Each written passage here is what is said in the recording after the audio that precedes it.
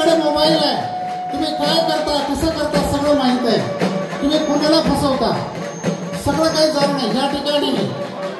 या ठिकाणी आपले उमेदवार यांचं आगमन स्टेजवर होत आहे, त्याच्याबरोबर भरघोस मताने निवडून दिलेलं आहे। त्यांची कारकीर्द पट्टी वडगाव पहिला होता उदनी जिल्हा परिषद, पण पट्टी वडगाव ह्याच्यातून आपण त्यांना प्रत्येकाला विजयी केलेलं आहे। प्रत्येकाने गेले वर विकास काय केला, विकास नाही केला, नुसत्या भूलथापा मारल्या भूलथापा। एवढंच नाहीये, बाप्पाला भेटलो, ज्यावेळेस मी बाप्पाला अंबेजोगाला भेटलो, बाप्पा म्हणलं 20 गुंठे माझी जमीन घेतलेली आहे, मला कामाला लावतो म्हणलेलं होतं, काम कुणीकडे गेलं की माझी जमीन गेली। त्यावेळेस बाप्पा म्हणले 11 गुंठ्याच्या ऐवजी मी 20 गुंठे जमीन तुमची जास्त घेतलेली आहे।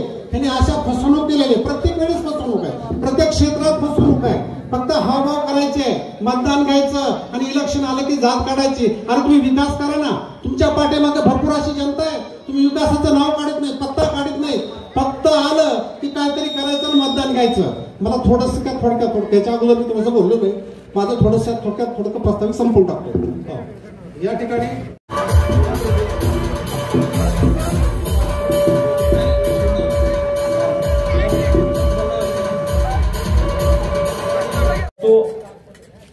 मोडदोळे या सर्वांना या ठिकाणी जाहीर प्रवेश या पक्षामध्ये या भागाचे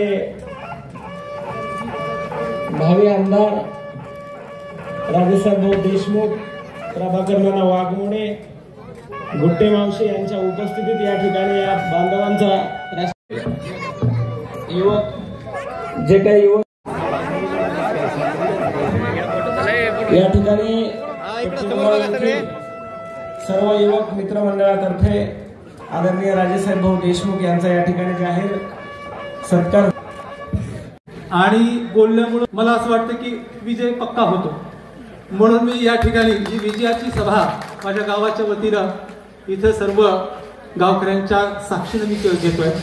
मला एकच सांगायचंय, काय होतं माहितीये का, की असं चित्र रंगवण्याचा प्रयत्न केला जातो की महाराष्ट्राचं नेतृत्व आहे किंवा मोठं नेतृत्व आहे आणि मग आम्ही कसा विकास आणतो वगैरे वगैरे।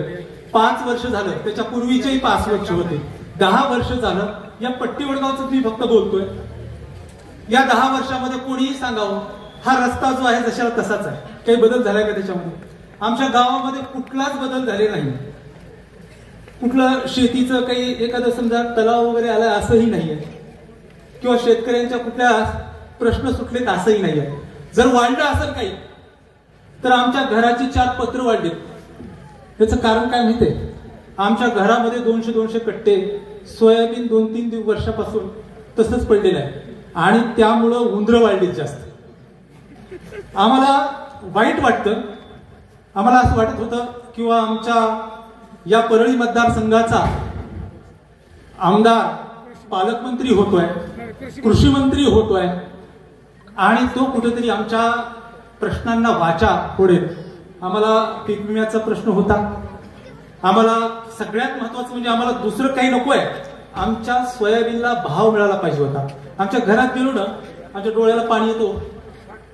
मी असंच बोलायला नाही, मी प्रत्यक्ष शेती करतोय आणि मी जाणलेलं आहे की शेतीला किती खर्च लागतोय, त्यामुळं आमच्या डोळ्याला पाणी येत आहे आणि आमच्या समोर हे मोठे पण काही दिसत नाहीये। आम्हाला फक्त आमच्या गरजा आणि आमची ही जी काही प्रश्न आहेत हे दिसत आहेत। आणि सर्वात महत्वाचं मला हे एवढंच बोलून मी थांबणार आहे की मोठं कुणी केलं हो तुम्हाला? मोठं कुणी केलं? आम्ही मतदारांनी केलं। मतदारांनी तुम्ही जिल्हा परिषदेपासून पुढे गेलेले आहात, आज तुम्ही महाराष्ट्राचं राजकारण करतात, परंतु तुम्ही लहानच होतात। आता राजेसाहेबांना ती संधी आलेली आहे। आपण पाहिलं की याच्यापूर्वी बाप्पांना ती संधी आली, त्यांनाही लहान नेता, त्यांना कुठं काय माहिती आहे का जिल्हा परिषदेच्या पुढं अशा पद्धतीने हिनवलं, आज ते मराठवाड्याची जबाबदारी सांभाळत आहेत। मी या ठिकाणी हेच बोलू इच्छितो की जर आपण परळीकरांनी राजेसाहेबांना जर साथ दिली तर राजेसाहेब सुद्धा मी असं म्हणेन की महाराष्ट्राचं राजकारण करतील, तेही तेवढ्याच मोठ्या ताकदीचे नेते होतील। आपल्याला तेवढा मोठ्या ताकदीचा नेता या मातीमधून, या परळी मतदारसंघातून निर्माण करायचा आहे। सगळ्यांनी साथ द्यावी आणि 20 तारखेला तुतारीला मतदान करून राजेसाहेबांचे हात बळकट करावे एवढीच इच्छा व्यक्त करतो. राष्ट्रवादी काँग्रेस शरदचंद्र पवार पक्षाचे अधिकृत उमेदवार आदरणीय. हे गाव तसं क्रांतिकारक आहे आणि याच पट्टीवडगावनं, या पट्टीवडगावच्या मातीनं आणि या जिल्हा परिषद सर्कलनं लोकनेते स्वर्गीय गोपीनाथरावजी मुंडे साहेब यांच्या राजकारणाची सुरुवात झाली होती. याच पट्टीवडगाव सर्कल मधून या राज्याचे सध्याचे कृषी मंत्री, या जिल्ह्याचे पालकमंत्री धनंजय मुंडे यांच्याही राजकारणाची सुरुवात झाली. काही ठिकाणी माझ्या ऐकण्यात आलं की आदरणीय राजेसाहेब भाऊ देशमुख हे मतदारसंघाच्या बाहेरच्या आहेत. माझा पालकमंत्र्यांना माझी विनंती आहे की ज्या राजेसाहेब भाऊ देशमुख यांच्या राजकारणाची सुरुवात या सायगाव सुगाव या पंचायत समितीतून झाली, या परळी मतदारसंघातल्या गावातून झाली, आणि ज्या राजेसाहेब भाऊ देशमुखांनी राडी जिल्हा परिषद सर्कल मध्ये म्हणजे परळी मतदारसंघातल्या राडी जिल्हा परिषद मध्ये सर्कल मध्ये निवडून येऊन शिक्षण व आरोग्य सभापती पद या जिल्हा परिषद मध्ये भोगलं. त्यांची जन्मभूमी जरी माखेगाव असली तरी कर्मभूमी ही परळी मतदारसंघ आहे. आणि जसं आपल्या राजकारणाची सुरुवात पट्टीवडगावकरांनी करून दिलेली होती, त्याच पद्धतीनं भाऊ आपल्या आमदारकीची सुरुवात ही पट्टीवडगाव मधील बहादर जनता या ठिकाणी आज सगळ्यांच्या साक्षीनं करणार आहे.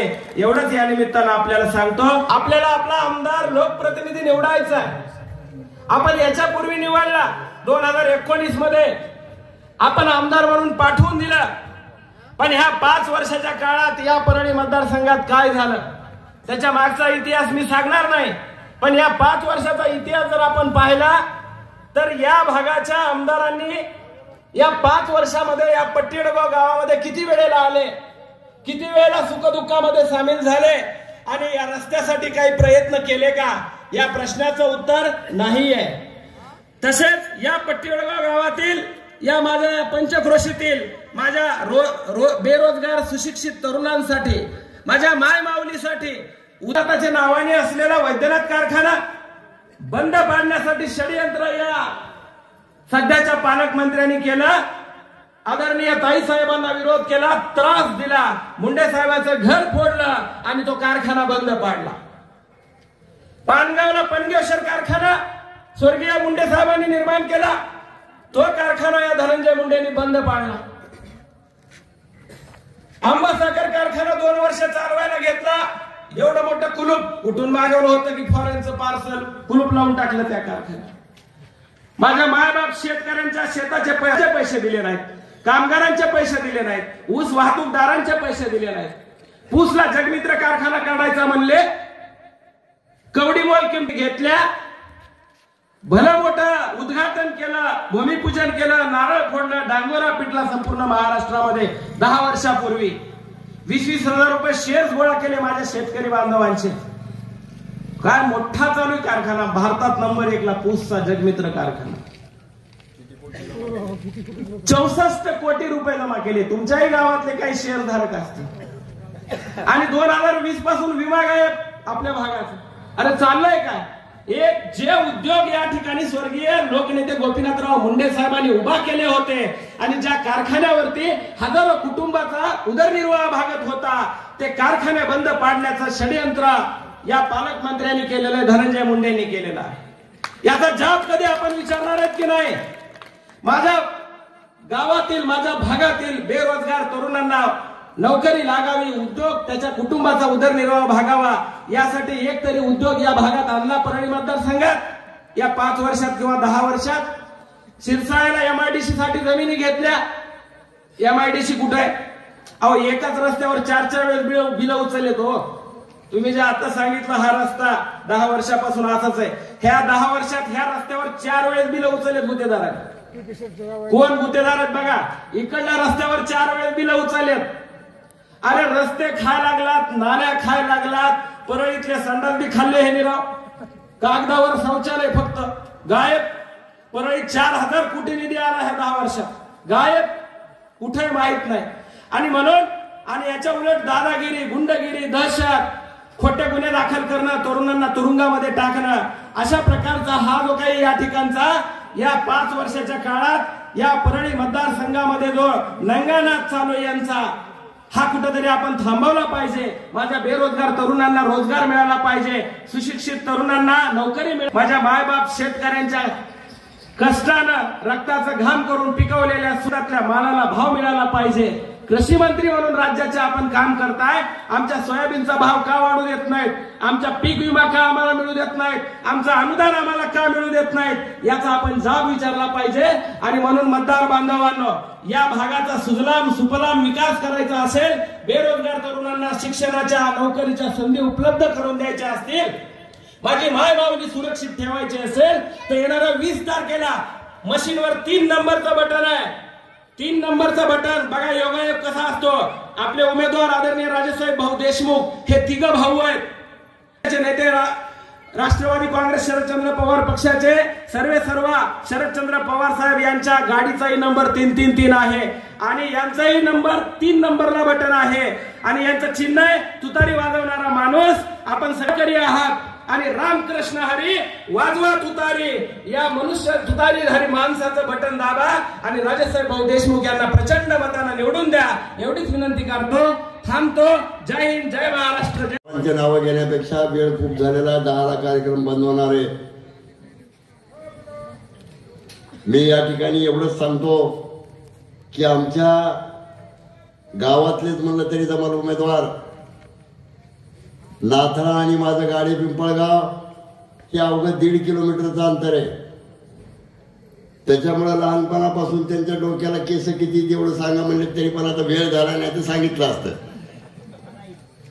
अरे हे माणसं हाताला घट्टे पडले 50 वर्ष लोकांच्या मत देता देता.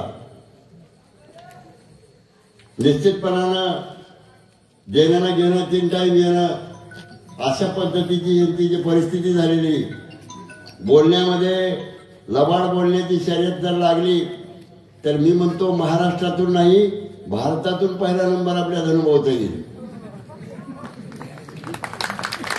सफाईदारपणानं कसं लबाड बोलावं आणि ज्याचं दिलं. आपण भस्मासुराच्या पोते ऐकलेले आहेत, परंतु धनुभाऊ सारखा माणूस, मला असं वाटतं की ते एखाद्या त्यांचे जे राईट हँड, उजव्या हँड, लेफ्ट हँड आहेत का नाही नगरपालिकेचे गटनेते, ह्याच्यावर त्यांना जाता आलं नसतं. परंतु राजा उदार झाला. महाराष्ट्राचा जाणता राजा माननीय पवार साहेबांनी बोलले ते बऱ्याच वेळाला की होतकरू उपेक्षित समाजातले लेकरू चुनचुनीत तरुण बघून विश्वास ठेवला. परंतु मित्रांनो, बऱ्याच वेळेला मी सांगितलं की एक उंदराचं पिल्लू पुरामध्ये वाहत चाललेलं होतं आणि पवार साहेबासारखा गरुड वरून जात होता. त्यांना दया आली किंवा हा माणूस सगळीकडून उपेक्षित झालाय, घरामध्ये कुणाबरोबर जमत नाही, चुलत्याची कड लावायची ठरविलेली, पण चाललंय वाहत चाललंय, पूर आलाय, वाहून कुठेतरी लांब जाईल, गोरं घुमटं धारकोर बरं दिसायले, जाऊ द्या कडे पोचतो, आपल्याला काय वजा होणार आहे का, हे तर बस बाबा. खाली आला तो गरुड, त्यानं पंखावर घेतलं, पलीकडच्या कडीला गेल्याबरोबर खाली ज्यावेळेला हे पिल्लू सोडायला गरुड उतरला, एक पंखच गळून पडला. त्यांनी त्यांचा धर्म पाळला आणि ह्यांनी बसल्या बसल्या कातरणं चालूच ठेवलं. पवार साहेबासारख्या माणसाचं घर कातरण्याचं काम इमानदारीने गेल्याबरोबर यांनी त्या उंदरासारखं केलं. परंतु मित्रांनो, हे निश्चितपणानं जो माणूस मोठा करू शकतो तो एका मिनिटात बारीकही करू शकतो. आणि ह्या माणसांनी आपल्या ग्रामीण भाषेत आमच्या माता माऊल्यांची माफी मागून सांगतो की ह्यांनी महाराष्ट्राच्या राजकारणामध्ये एक कुटन करवली म्हणून काम केलं. निश्चित माणसात माणूस ठेवायचा नाही. पहाटेचा शपथविधी असू द्या, प्रकाशाला सारख्याला हाताला धरून वडीत नेलेले आपण टीव्हीवर बघितलेत. आणि ह्या माणसानं मग कुठेही नाही, गोपीनाथ मुंडे सारख्या पहाडा एवढं नेतृत्व, ज्यांनी देशामध्ये 1 नंबरचं लाभांश वाटणारा वैद्यनाथ कारखाना दुसरा कुठेही नव्हता. त्या कारखान्याला रसातळाला नेण्याचं काम निश्चितपणानं त्याच्यामध्ये सिंहाचा वाटा आहे. पनगेश्वरला रसातळाला नेण्यामध्ये त्यांचा वाटा आहे. सोबत काम केलेलं आहे. जिल्हा परिषदेमध्ये मी समाज कल्याणचा सभापती होतो आणि हे महाराज उपाध्यक्ष होते. आणि तिथूनच इथले जे मुनिमय दादा परळीचे मागे सांगितलं तसं ते लकले काम न करताच बिला उचलणार. देशामध्ये उदाहरण नसल की शेतकऱ्याच्या नावावर घाटनांदूरच्या शाखेमध्ये, शिरसाळ्याच्या शाखेमध्ये, परळीच्या शाखेमध्ये विम्याचे पैसे 65 कोटी रुपये इथं येऊन पडलेले टोकन म्हणून. बरं वापस गेले तर कुणाच्या नावावर टाकले त्याचा पत्ता नाही का, हल्ले यांच्या मुनिमाना ते बी माहीत नाही. ही हालत आहे. धन्याला धतुरा, चोराला मलिदा, एक गुत्तेदाराची टोळी भोवताली सांभाळून त्यांच्या जोरावरती दहशत माजविण्याचं पाप या धनंजय मुंडे साहेबांनी या परिसरात केलेलं आहे. केव्हा सोयाबीन हे नाव सुद्धा सभागृहात घेतलेलं ऐकण्यात नाही. बाकीच्या बाबतीत कलाकार आहे. कुठून 1.5 कोटी रुपये देऊन ते गणेश फेस्टिवल मध्ये आमचं काय दसऱ्याला नाव माहिती आहे ते हेमा मालिनी आणली होती. पुष्पा काय रेशमा पायावर पडले. मुंडे साहेबांच्या डोसक्यावर पाय दिला. पवार साहेबांची मदत घेतली. उद्धव ठाकरेच्या मंत्रिमंडळात मंत्री. तिथून लगेच कुठे दुसरं घर निघाले. अशा ह्या उष्ट्या पत्रवाळ्या महाराष्ट्रभर ज्या झालेल्या आहेत का नाही, ह्या सगळ्या चौकट फिरत बसलेल्या आहेत. आणि आता कुणाचे झाले होय? चुलत्याचे नाही, बापाचे नाही, घराचे नाही, बायकोचे नाही, कुणाचेच नाही, बहिणीचे नाही. फार रसातळाला बहिणी अशा करून ठेवल्यात की हातबल झाल्यात ते. आता धनुभाऊ करण्याशिवाय पर्याय त्यांना राहिला नाही. वैद्यनाथ कारखान्याला कुलूप लावण्याचं, जीएसटीच्या नोटीस काढण्याचं, सगळे कर्मचारी विरोधात घालण्याचं. आज मला सांगा, जातीच्या नावानं किंवा मायनॉरिटीच्या नावानं केव्हा लक्ष्मण हाकेसारखं बोलायचं, केव्हा जरांगे पाटलाच्या अंधारात भेट घ्यायची. आणि नाच्यातलं सोंग तरी चांगलं असतंय आपल्याकडे. अशा पद्धतीचं हे जे झालेलं आहे, हा नाटकी माणूस आहे. हा वंजाऱ्याचा नाही, मराठ्याचा नाही, धनगराचा नाही, कुणाचाच नाही. मगरीचे अश्रू ढाळून कुठेतरी वेगवेगळ्या ठिकाणी वेगवेगळं बोलणारा हा एखाद्या ह्याच्यातल्या सर्कस मधल्या ह्याच्या विदूषकासारखे काम झालं. परंतु तुम्हाला मिळाली ती नशिबानं संधी, तिथं सोनं करायचं सोडून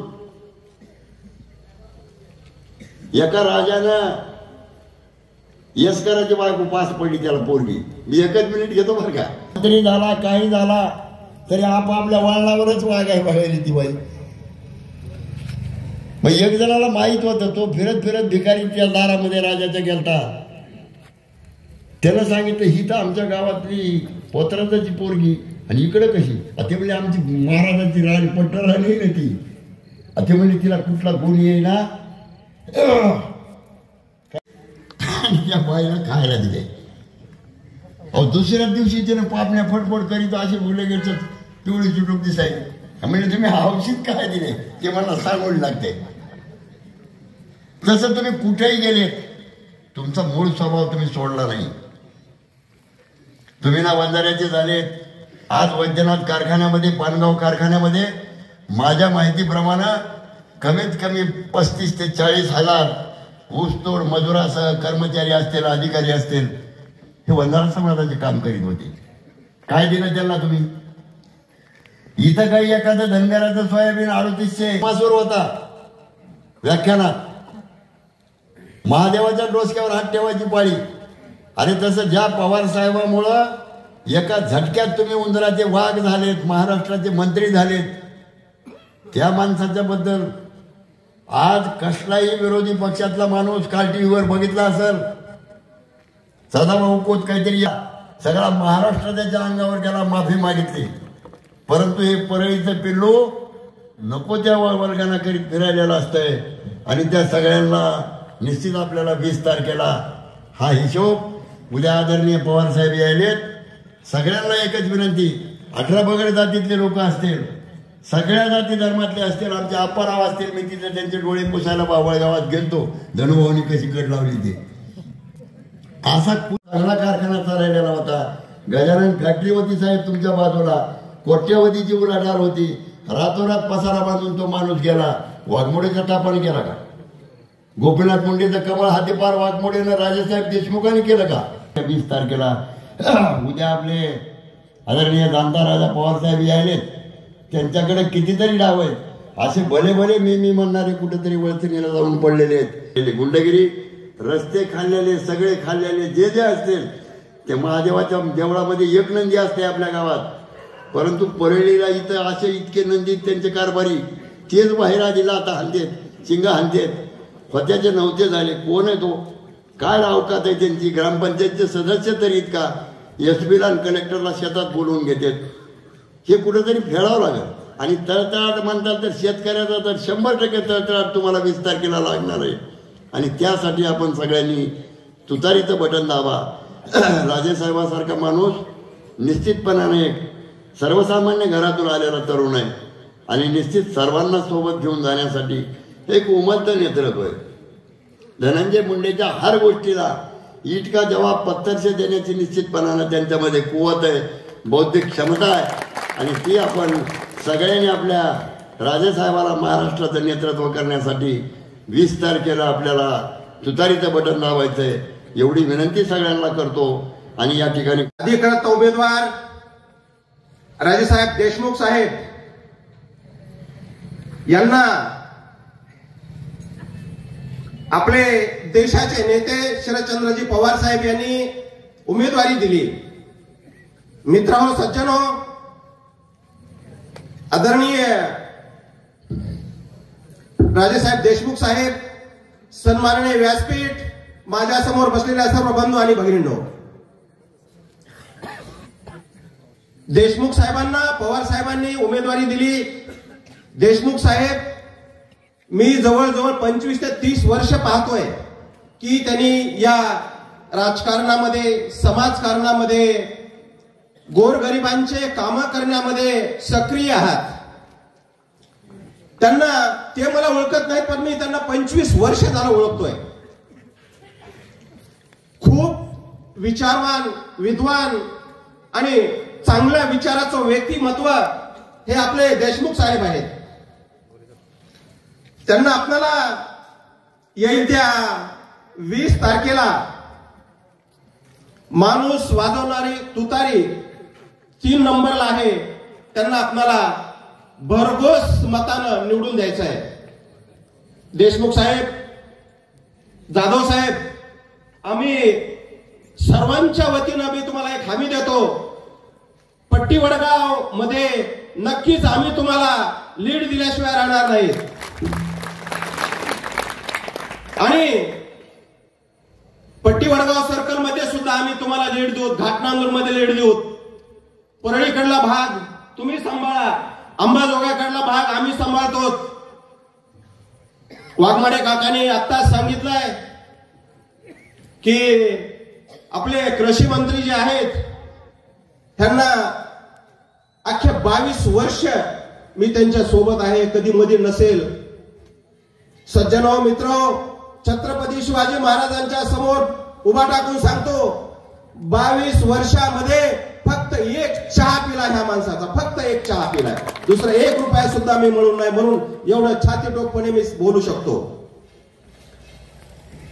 या कृषी मंत्र्यानं कृषी मंत्री कसा असावा आणि कारभार कसा असावा, एक 2 मिनिटांमध्ये मी आपल्याला सांगतो. परळीमध्ये आता आपला कोरोनाचा पिरियड सुरू होता आणि एसटी महामंडळाच्या कंडक्टर आणि ड्रायव्हरच्या संप सुरू होता. या वेळेला एक ड्रायव्हरनं आत्महत्या केली. आत्महत्या केल्यानंतर मित्र, सज्जनो, आपल्या सर्वांनाच वाईट वाटेल. ज्या दिवशी त्या ड्रायव्हरनं आत्महत्या केली होती ते प्रेत त्याच्या घरी होतं आणि धनंजय मुंडेंचे जे खालचे कार्यकर्ते आहेत, गट नेते आहेत, त्यांनी त्या दिवशी परळीमध्ये गणपतीच्या वेळेला तमाशा नाचवित होते. मला सांगावं सज्जनो, हे कुणाला आवडेल का? या नेता म्हणायचं का? हा असा नेता नसतो. नेता कसा असला पाहिजे? नेता गरिबांचे डोळे पुसणारा पाहिजे, दीन दुबळ्या लोकांचा कैवारी पाहिजे. हे कैवारी नाहीत, हे फक्त पैसा गोळा करणारे लोक आहेत. पैसा गोळा करतात, गुत्तेदार यांच्याकडून कमिशन घेतात, बऱ्याच ठिकाणाहून पैसे, आता मला वेळ नाहीये, खूप खूप बोलण्यासारखं आहे, पैसे गोळा करतात आणि ते परत पैसा इलेक्शन मध्ये आपल्याला बुमांगे किंमत देतात. सज्जन हो, जे पैसा येतो ना तो पैसा आपलाच आहे, आपल्याच टॅक्स मधून पैसा गोळा केलेला आहे, तो पैसा नंबर 2 मध्ये यांनी कमवला आहे. मित्र हो, परत आपल्याला जर असा व्यक्ती, असा उमेदवार किंवा असा आमदार पाहिजे नसेल किंवा पाहिजेच नाही तर आपल्याला राजेसाहेब देशमुख यांना आपल्याला भरघोस मताला निवडून द्यायचं आहे. 2 मिनिटात वेळ घेतो. आणि कारण त्यांचा जो काही इतिहास आहे, पंचायत समितीचे ते सन्माननीय सदस्य होते. त्यांनी लहान कष्टकरी शेतकरी शेतमजूर त्यांच्या प्रश्नासाठी त्यांनी सातत्यानं पंचायत समितीमध्ये काम केलं. आज महाराष्ट्रात 10 वर्ष, देशामध्ये 10 वर्ष झाले. देशाचा कृषी मंत्री कोण म्हटलं तर शरद पवारच लक्षात येतं. तसं बीडचे शिक्षण आणि आरोग्य सभापती कोण म्हणलं की राजेसाहेब देशमुख हेच लोकांच्या तोंडामध्ये. हे वैशिष्ट्यपूर्ण त्यांच्यामध्ये असणारे जे गुण आहेत त्याच्यामुळे शरद पवार साहेबांनी त्यांना या ठिकाणी उमेदवारी दिली आहे. खरं सांगायचं तर माझ्या गावचे लोक आहेत तुम्ही, तुम्हाला सर्वांना विनंती करण्याचा आणि राजेसाहेबाला मतदान करा म्हणण्याचा अधिकार आहे. माझे वडील बापूसाहेब देशमुख गावचे मालक आणि राजेसाहेबजी 1400 एकर जमीन या परिसरामध्ये आमची, आणि या गावचं हे आमचं पट्टी वडगाव हे मुख्य गाव आहे. पट्टी हे जे नाव आहे हे आमच्या ह्या 22 गावं जे भोवतालचे आहेत त्याच्यामध्ये असणाऱ्या पट्ट्यामुळे पट्टी वडगाव हे वडगावचं नाव पट्टी वडगाव पडलं. आणि या ठिकाणी बसणारे हे सगळे जे नागरिक आहेत यांचं आमचं अतिशय जीवाचं नातं आहे. आणि त्याच्यामुळे हक्कानं तुम्हाला मला या ठिकाणी सांगता येतं.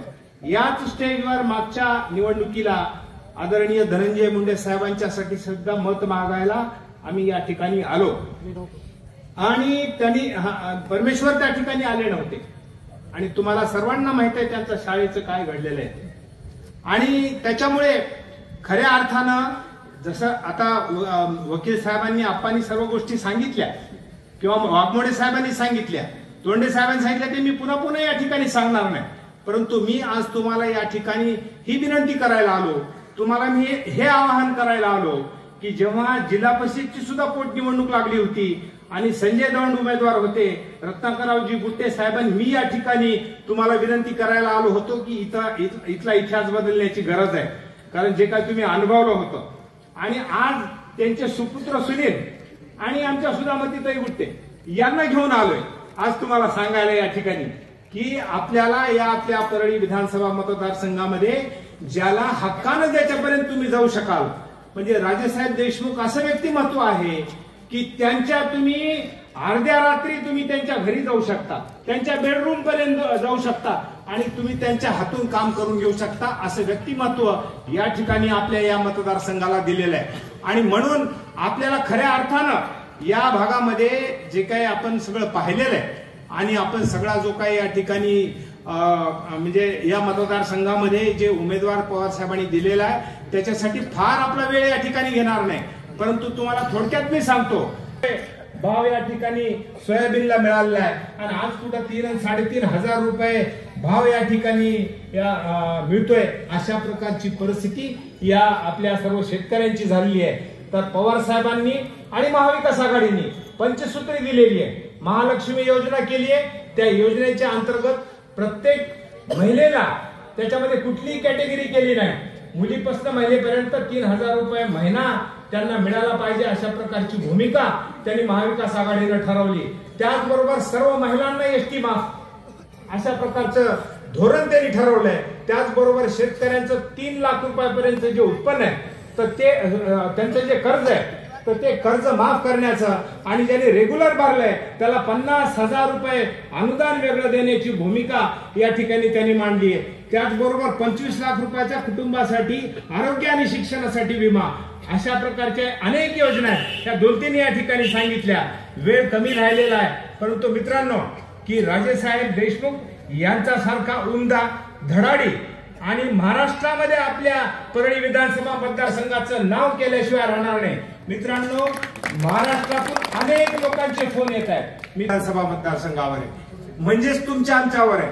आणि विचार करा की जो सर्वसामान्य माणूस ज्याच्याकडे जाऊन आपलं काम करून घेऊ शकतो, ज्याला हक्कानं आपलं काम सांगू शकतो, आणि हे आम्ही सगळे जे बसलेलो आहोत हे सर्वजण आम्ही जबाबदार राहणार आहोत, नुसते राजसाहेब राहणार नाही. आणि त्याच्यामुळं आम्ही या ठिकाणी आपल्याला ग्वाही देतो की हे उमेदवार येत्या 20 तारखेला आपल्याला तुतारी वाजवणारा माणूस हे पवार साहेबाचं चिन्ह आहे.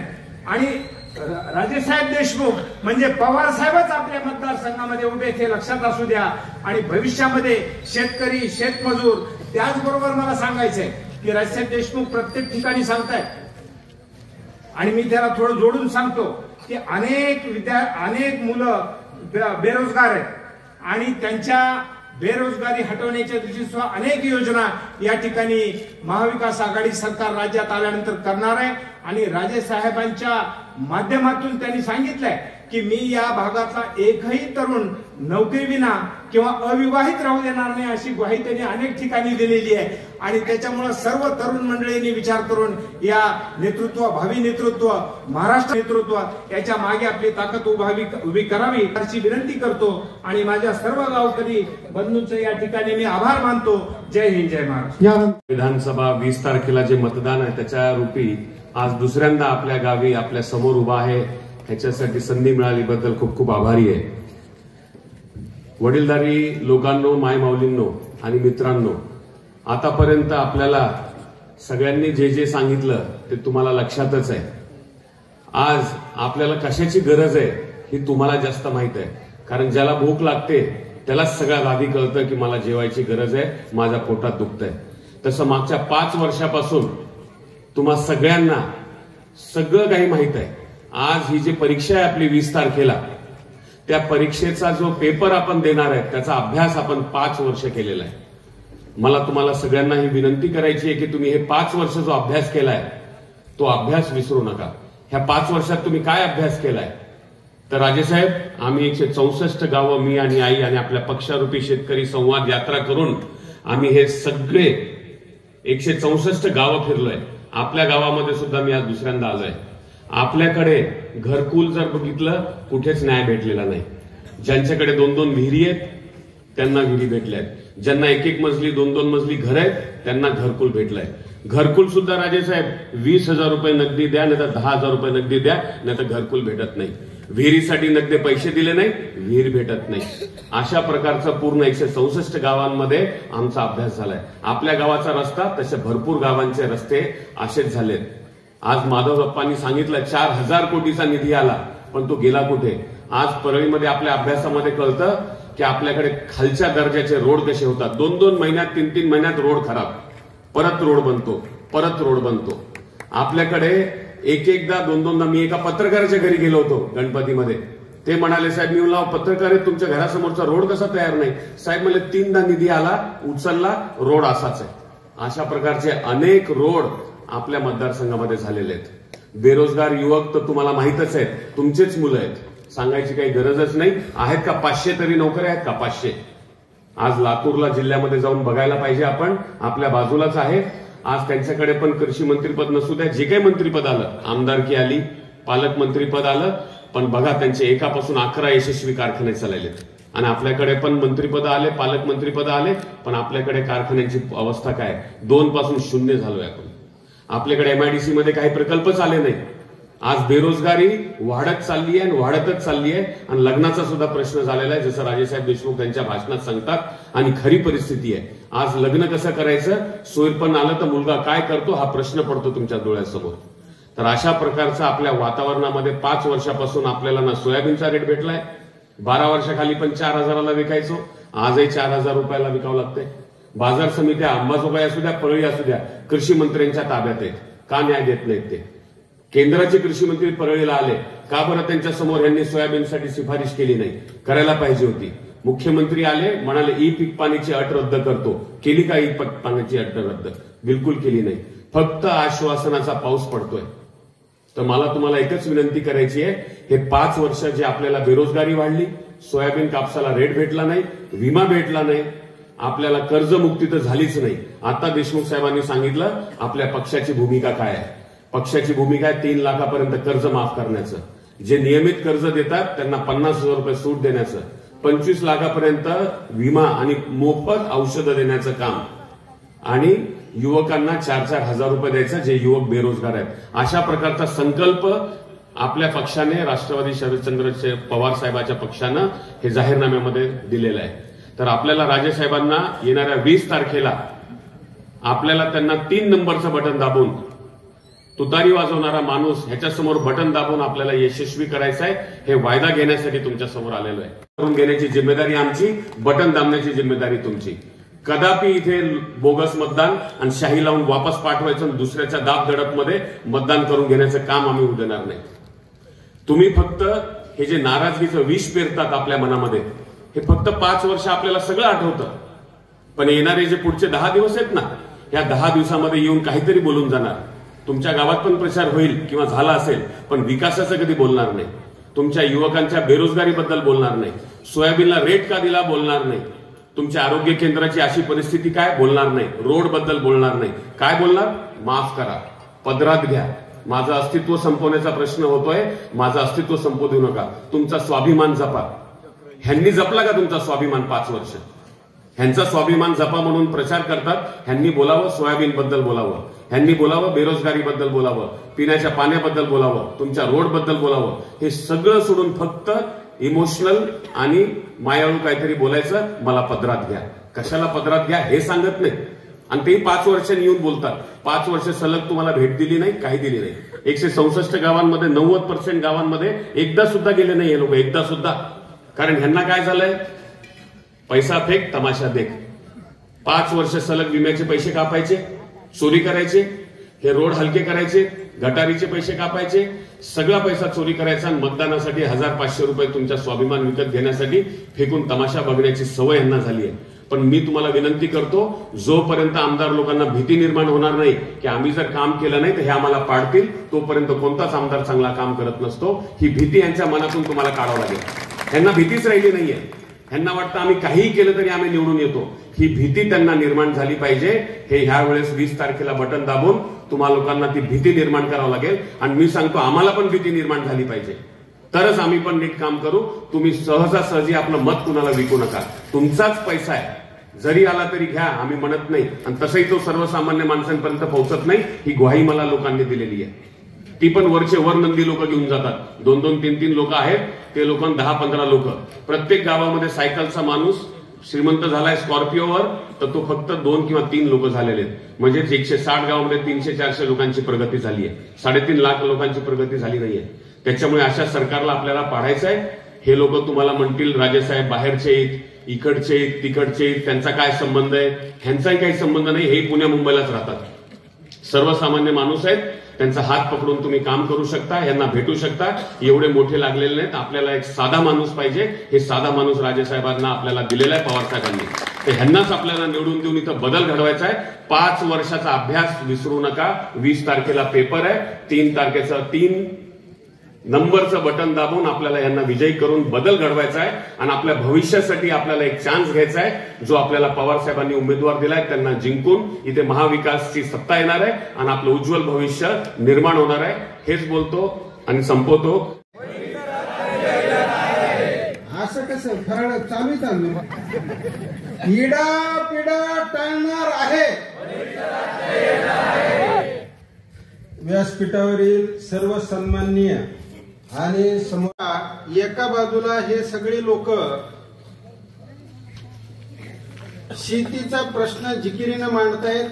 म्हणजे राजेसाहेब देशमुख निवडून आल्याच्या नंतर सभागृहामध्ये धनंजय मुंडेपेक्षा चांगला शेतकऱ्याचा आवाज हा माणूस उठवील अशा पद्धतीची खात्री या सभेच्या निमित्तानं होते आहे. 1992ला संजय गांधी निराधारचा चेअरमन झालो. मी तेव्हा सर्कल वाईज मिटिंगा घेत होतो. रामभाऊ वाघमारे, गंगाधर तारसे, बरं माझ्याकडे येत असणारे नेते त्या काळात रामभाऊ वाघमारे, गंगाधर तारसे, हरिभाऊ वाकडे साहेब, चंद्रकांतजी वाकडे यांच्याकडून, यांच्या माध्यमातून मी या गावामध्ये संजय गांधी निराधारच्या 250 लोकांना पगार सुरू केला. 1992ला. आज त्याला 32 वर्ष झालं त्या कामाला. मी या ठिकाणी अंबाजोगाई तालुक्यात राहत असताना या तालुक्यात मी या गावात वारंवार आलो. मित्रांनो, अफवा कशी पसरायची आता या ठिकाणी पालकमंत्र्याचा हातखंडा कुणीही धरू शकत नाही. कुठलंही काम चांगलं न करता आलं की फक्त एकमेव अफवा करणे आणि जातीवाद करणे, ह्याच्या व्यतिरिक्त दुसरं काही काम करू शकत नाही. मुद्दाम सांगू इच्छितो की मुंडे साहेब होते, आदरणीय गोपीनाथ मुंडे साहेब होते, त्यांच्या काळात आम्हाला विमा मिळायचा. आता तर दुष्काळीच भाग होता. स्वर्गीय विमलताई मुंडा होत्या, त्यांच्या काळामध्ये आम्हाला त्यांनी पाठपुरावा करायचा. आणेवालीचा दुष्काळात काही पीक जायचं, काही विमा मिळायचा. पंकजाताईच्या काळात काही विमा मिळाला, आम्हाला अनुदान मिळालं. माननीय धनंजय मुंडे 1919 म्हणजे 2019ला निवडून आले. त्यांनी बीड जिल्ह्यामध्ये पहिल्यांदा बजाज अलायन्स कंपनी आणली आणि बजाज अलायन्स कंपनी आणल्यानंतर 2020ला आम्हाला 13,500 रुपये प्रमाणे आम्हाला हेक्टरी विमा मंजूर झाला का नाही?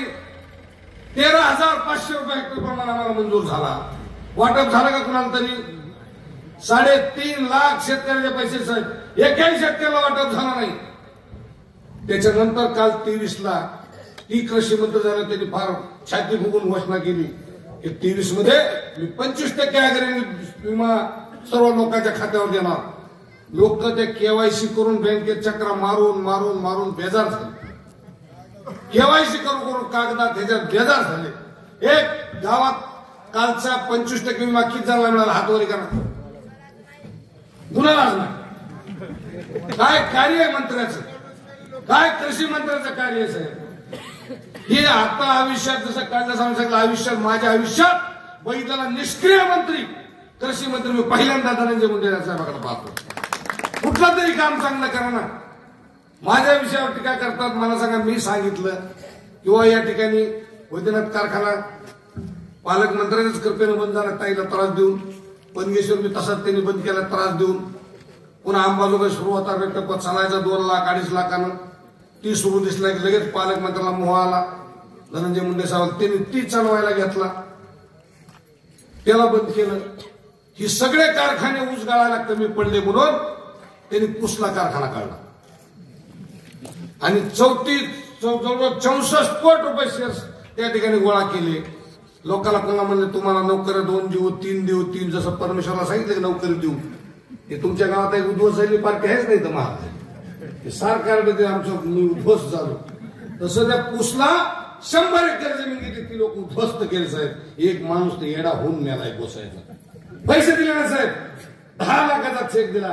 ते नगदी आणि उदार, आणि उदारला काय शेवटी काहीच या ठिकाणी मिळालं नाही.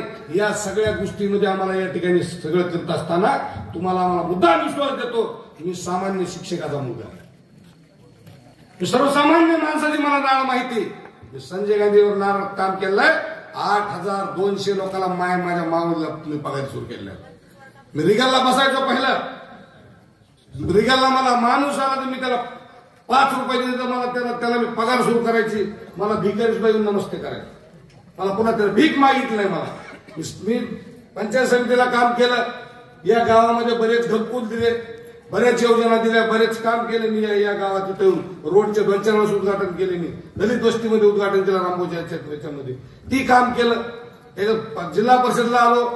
पहिलीपासून सेमी इंग्लिश स्कूल हा निर्णय मी घेतला. पहिलं 5वीला इंग्लिश यायची, आम्ही इंग्लिशचं वाटलं पोरं ABCD करीत 10वी पर्यंत जायचे, पुन्हा नापास व्हायचे म्हणून पहिलेपासून सेमी इंग्लिश स्कूल जिल्हा परिषद निर्णय घेतला. ओपनला आणि ओबीसीला गणवेश नसायचा. मी सभापती झाल्यावर 100% विद्यार्थ्यांना गणवेश. पहिलीपासून जात सांगायची गरज नसावी, आमचा उद्देश होता. पहिलीपासून जात सांगायची गरज नसावी म्हणून आम्ही कवायताना त्याच्यामध्ये हे केलं.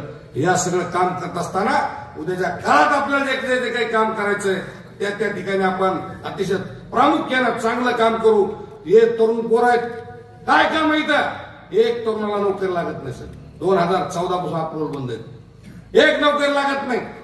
यांच्या सगळ्या इंडस्ट्री बंद असल्यामुळं एक पोराला उद्योगधंदा मिळत नाही, धंदा पाणी मिळत नाही, काही बोलता येत नाही, काही करता येत नाही. आज पारावर बघितलं 150-200 पोरं रिकामी साहेब. एका पोराला काम लागत नाही.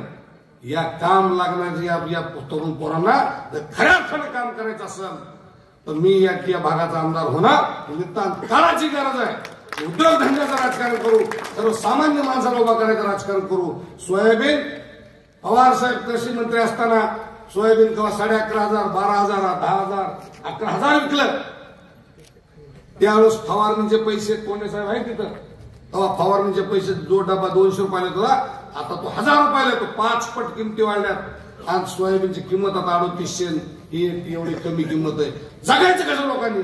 सर्वसामान्य माणसाला वागायचं कसं, जगायचं कसं, हे जगत असताना तुम्हाला आम्हाला सुद्धा ते स्वाभिमानाने जगता आलं पाहिजे, उद्योग धंद्याच्या माध्यमातून जगता आलं पाहिजे. आज या ठिकाणी ढसवाडीचे ही ते सगळे कंपनी आज पक्षात आले. पालकमंत्री फक्त जातीचा टहाव फोडतात. मी पालकमंत्र्याला विचारू इच्छितो, तुम्ही जातीचा तरी कवा फरक केलाय? या भागात तुम्ही साधे गोपीनाथ मुंडे साहेबांसारखा एक चांगला घरचा ज्यांच्या नावावर तुमचा जन्म झाला, कोण? धनंजय मुंडे. गोपीनाथ मुंडेचा पुतण्या हा धनंजय मुंडे. 2014ला कुठं होता? साहेबाला उद्ध्वस्त केलं. गोपीनाथ मुंडे साहेबांना उद्ध्वस्त करणारा हा घरचा पहिला हा धनंजय मुंडे साहेब. याला उद्ध्वस्त केलं गोपीनाथ मुंडे साहेबाला लोकसभेला. तरी जिल्ह्यातल्या लोकांनी सांगितलं एवढा मोठा माणूस उद्ध्वस्त झाला नाही पाहिजे, यासाठी आमच्यासारख्या काही कार्यकर्त्यांनी प्रामाणिक प्रयत्न केले एवढं मोठं नेतृत्व संपून. म्हणून ती सगळं टिकले त्यावेळेस. ही सगळं करीत असताना मी नंदगोपाळ डेअरीचा चेअरमन होतो, मी वैष्णवी हजेरीचा चेअरमन होतो, मी उद्योगी माणूस आहे. म्हणून या परिसरामध्ये मला जर निवडून दिलं तर या भागामध्ये उद्योगधंद्याची बरेच मी चांगल्या पद्धतीनं या ठिकाणी आखणी करणार आहे आणि सर्वसामान्य तरुणाला पुन्हा स्वतःच्या पायावर मजबूत उभा करण्यासाठी मी प्रामाणिक प्रयत्न करेन. तुम्हाला आई माझ्या माता माऊली आहेत, सर्व ज्येष्ठ तरुण मंडळी आहे. मी काय धनंजय मुंडे नाही, मी खरं बोलणारा माणूस आहे, मी सामान्य माणूस आहे. मी जसं बोलतो तसंच वागतो. तुम्हाला सर्वांना विनंती आहे की मला 5 वर्ष नोकरी निवडून द्या. मी 5 वर्ष तुमचा सालगडी म्हणून नोकरी करणार आहे. 5 वर्ष तुमच्या सेवेत राहतो, प्रामाणिकपणानं काम करतो, प्रामाणिकपणानं तुमच्या हातात हात घालून. अहो कोण माणसं साहेब? सगळे आपले सामान्य घरचे लोक आहेत. या सर्व सामान्य माणसाला न्याय देणं हे माझं नैतिक कर्तव्य. या उद्याच्या काळात बोलत असताना आपण काळजीपूर्वक उद्याच्या काळाचं मतदान हे अतिशय श्रेष्ठ दान आहे. उगा द्यायचं म्हणून कुणाला देऊ नका. मतदान सुद्धा देत असताना आपण 10 वेळेस विचार केला पाहिजे कुणाला द्यायचं. देत असल्या अशा लबाड माणसाचं मतदान दिलं तर सर्वसामान्य माणूस काय उद्ध्वस्त होतो ती इथं बघायला येते. धनंजय मुंडे इथून जिल्हा परिषदला आलेत, इथूनच विधान परिषदला गेलेत. विधान परिषदला जाताना तुम्हाला माहिती काय केलं ती माननीय पवार साहेबांसोबत गेले. पवार साहेबांसारखा म्हणजे परवा अतिशय एक मोठा माणूस मला तरी पवार साहेबांसारखा माणूस म्हणजे पहिल्यांदा मुंडे साहेबाला उद्ध्वस्त केलं, दुसऱ्यांदा पवार साहेबांना उद्ध्वस्त केलं. महाराष्ट्रातले 2 लोकनेते दोघांनी उद्ध्वस्त करणारा हा इथं निष्क्रिय माणूस बसलेला. या निष्क्रिय माणसाला तुम्ही आम्ही थांबविलं पाहिजे आणि उद्याचा काळ हा तरुण पोरासाठी आपल्या सर्वांसाठी अतिशय चांगला आहे. मी तुमच्या सेवेकरी म्हणून या ठिकाणी काम करणार आहे. उद्या 9 तारखेला आदरणीय शरदचंद्रजी पवार साहेबांची सभा आपल्या तळेला आहे. त्या सभेसाठी आपण सर्वांनी यावं आणि या मतदारसंघाच्या विकासासाठी मला संधी द्यावी आणि येणाऱ्या 20 तारखेला माणूसधारी तुतारी याच्या पुढचं बटन दाबून रायसाहेब देशमुख यांना विधानसभेत पाठवा एवढी मी विनंती करतो. आणि रामकृष्ण हरी, वाजवा तुतारी, रामकृष्ण हरी, वाजवा तुतारी. जय हिंद. या ठिकाणी